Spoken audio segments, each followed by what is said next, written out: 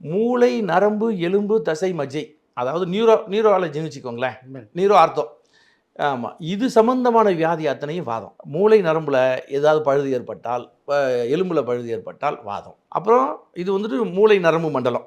மொத்தம் 3 மண்டலம் சார். மூளை நரம்பு மண்டலம், அடுத்து சுவாச மண்டலம், லங்ஸும் ஹார்ட்டும் சம்மந்தப்பட்ட கோளாறு அத்தனையும் கபம்.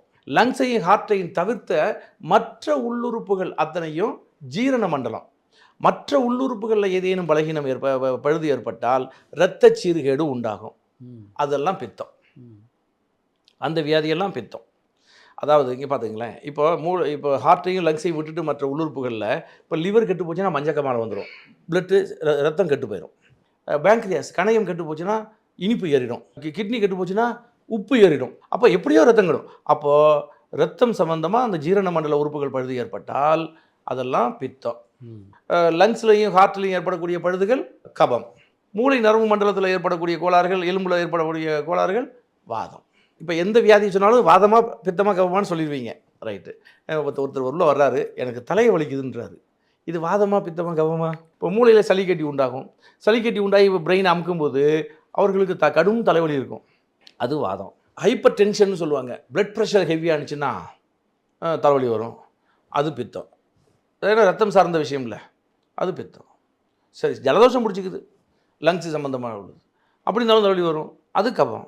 அப்போ உள்ளே ஒரு எனக்கு தலைவலிக்குன்னு மட்டும்தான் சொல்லுவார். கரெக்ட். அந்த தலைவலிங்கிற அந்த வார்த்தை தான் நோய் நாடி. இப்போது இது வாதமாக பித்தமாக கபமானு கண்டுபிடிக்கணும். கண்டுபிடிச்சா அது நோய் முதல் நாடி. இப்போது இதுவே இந்த தலைவலியே வாதத்தின் கோளாறால் வந்த கோளாறாக இருந்தால் அது தீர்க்கிற புள்ளி பிடரிக்கால வர்மம். இப்போ தலைவலியை போக்குறதுக்கு 3 வர்ம பாயிண்ட் இருக்குது. பிடரிக்காலம், நங்கனா பூட்டு, புளிமுத்து வர்மம், அது கால் கட்டவரலில் இருக்குது. நங்கனா பூட்டுங்கிறது இடுப்பில் இருக்குது. பிடரிக்காலங்கிறது தலையில் இருக்குது. இப்போ வாத சீர்கேடாக இருந்தால் பிடரிக்காலம் தலைவலியை போக்குற தீர்வு. பித்தமாக இருந்தால் நங்கனா பூட்டு இடுப்புக்கிட்ட இருக்குது, அங்கே தான் ஆற்றல் பிரயோகம் பண்ணணும், தலைவலி போயிடும். சரி, இதுவே கபத்தின் கோளாறால் வந்த தலைவலியாக இருந்தால் அதை தீர்ப்பதற்கு கால் கட்டவரல்கிட்ட இருக்குது, புளிமுத்து வரணும்னு சொல்லி. எல்லா இடத்துலையும் ஒரு சுவிட்ச் இருக்க மாதிரியே சொல்கிறீங்க. ஆமாம் சார், அங்கே ஆற்றல் பிரயோகம் பண்ணணும். அப்போது வலி அடுப்பை ஸ்பாட்லேயே போயிடும்.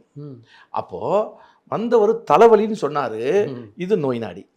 இது வாத சீர்கேடா பித்தமாக கபமானு கண்டுபிடிக்கிறோம், அது நோய் முதல் நாடி. இப்போ கண்டுபிடிச்சாச்சு, இப்போ கபம்னே கண்டுபிடிச்சிட்டோம். கபத்துக்கு தீர்வு எது? கால் கட்ட வரல. அப்போது அது தணிக்கும் வாய் நாடி இதுதான், கால் கட்டு புளிமுத்து வர்மம் தான் கண்டுபிடிச்சாச்சு. இப்போ அங்கே புளிமுத்து வர்மத்தில் வாய்ப்ப செயல், நோய் துன்பத்திற்கு ஏற்ப ஆற்றல் பிரயோகம் செய்துவிடு.